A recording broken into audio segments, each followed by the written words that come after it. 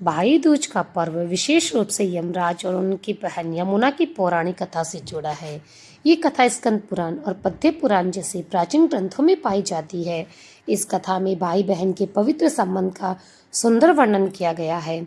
हम सब जानते हैं और पुराणों में भी वर्णन आता है कि यमराज और यमुना दोनों भगवान सूर्य के पुत्र और पुत्री थे।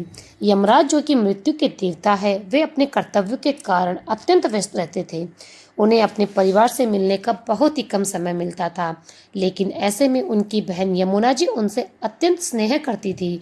इसलिए एक बार जब लंबा समय बीत जाने के बाद भी यमुना अपने भाई यमराज से नहीं मिल पा रही थी, तो उन्होंने एक दिन अपने भाई यमराज से प्रार्थना की और उन्हें मिलने आने के लिए आग्रह किया।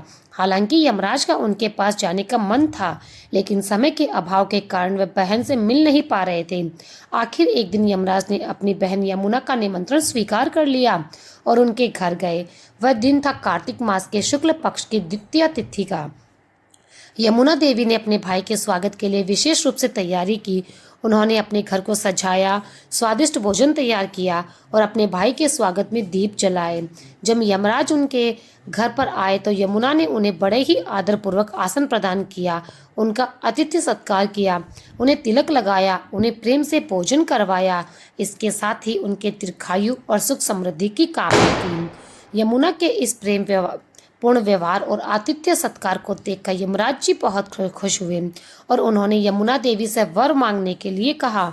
यमुना देवी ने अपने भाई यमराज जी से वर मांगा कि हर वर्ष कार्तिक शुक्ल द्वितीया के दिन वे उनके पास आए और जो भी बहनें इस दिन अपने भाइयों को तिलक करके भोजन करवाएंगी, उनके भाई की आयु लंबी हो और उन्हें किसी भी प्रकार का भय न रहे।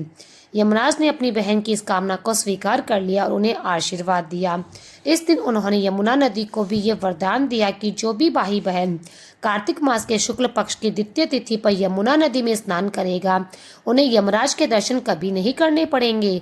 इस घटना के बाद से ये परंपरा बन गई कि भाई दूज के दिन बहनें अपने भाइयों को तिलक लगाकर अपने घर पर उन्हें भोजन करवाती है, उनके दीर्घायु और सुखमय जीवन की कामना करती है। इसके पीछे शास्त्रों का मत है कि इस दिन जो भाई अपनी बहन से तिलक करवाते हैं, बहन के घर भोजन करते हैं और उन्हें उपहार देकर संतुष्ट करते हैं, उन्हें यमराज का भय कभी नहीं सताता, वे लंबी आयु प्राप्त करते हैं।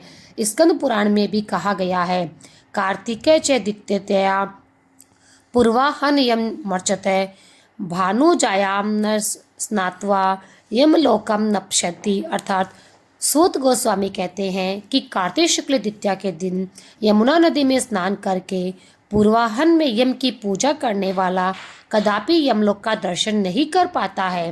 कार्तिक शुक्ला के द्वितीय दिन यमुना ने अपने ग्रह में यम का पूजन और यम को भोजन प्रदान करती है। इस दिन भावपूर्वक स्कंद पुराण में बताया गया है कि प्रत्येक मनुष्य को अपनी बहन के घर पर ही भोजन करना चाहिए। तो इस प्रकार स्कंद पुराण में भार पूर्वक बताया गया है कि प्रत्येक मनुष्य को इस दिन अपने बहन के घर भोजन करना चाहिए और बहन को भी इस दिन प्रेम पूर्वक अपने भाई को अपने घर पर आमंत्रित करना चाहिए।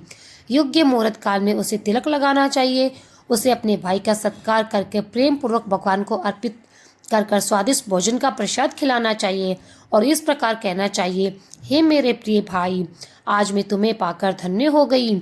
आज अपनी आयु वृद्धि के लिए तुम्हें मेरे घर पर भोजन करना चाहिए, क्योंकि पूर्व काल में इसी कार्तिक शुक्ल द्वितीया के दिन यमुना जी ने अपने भाई यमराज जी को अपने घर पर ही भोजन करवाया था और उनका सत्कार किया था। इस दिन कर्म पाश में बंधे हुए नारकीय जीवों को भी यमराज छोड़ देते हैं। इसलिए मैं तुम्हारी लंबी आयु, सुख और समृद्धि की प्रार्थना करती हूँ। इस प्रकार बहन से सम्मान पाकर भाई को भी अपनी बहन की पूजा करनी चाहिए। उसे अपनी क्षमता अनुसार वस्त्र, आभूषण, उपहार इत्यादि देकर संतुष्ट और प्रसन्न करना चाहिए।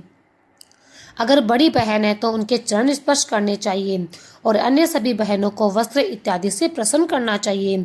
स्कंद पुराण कहता है कि नारद जी मुनि से कहते हैं कि हे नारद, इस प्रकार जो व्यक्ति यम तृतीया व्रत का पालन करता है वह अपमृत्यु से मुक्त हो जाता है, पुत्र पुत्रियों से संपन्न होता है और अंत में मोक्ष धाम को प्राप्त होता है। ये सभी व्रत और अनेक प्रकार के दान गृहस्थों के लिए योग्य बताए गए हैं। अगर किसी का भाई या बहन नहीं है तो उनके लिए भगवान जगन्नाथ और बलदेव जी को ही अपना भाई मानना सर्वश्रेष्ठ है।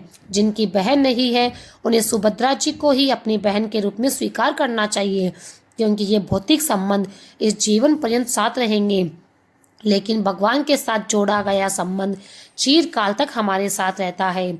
इसलिए इस दिन भाई या बहन के रूप में भगवान को भी आमंत्रित करके उन्हें भोजन करवाया जा सकता है। इस पर्व के उपलक्ष्य में यथाशक्ति दान अवश्य देना चाहिए। आज के दिन जो भी इस यम द्वितीया या भाई दूजा की कथा का श्रवण करता है उसके पूर्व कर्मों का नाश हो जाता है और वह मनुष्य अपने जन्म के सभी बंधनों से मुक्त होकर परम आध्यात्मिक गति को प्राप्त करता है। तो ये थी आज की भाई दूज की विशेष और पौराणिक कथा। आशा करती हूँ कि आज की ये कथा से आपकी इस भाई दूज पर्व के प्रति श्रद्धा में बढ़ोतरी हुई होगी, और अगर आप भी अपने भाई या बहन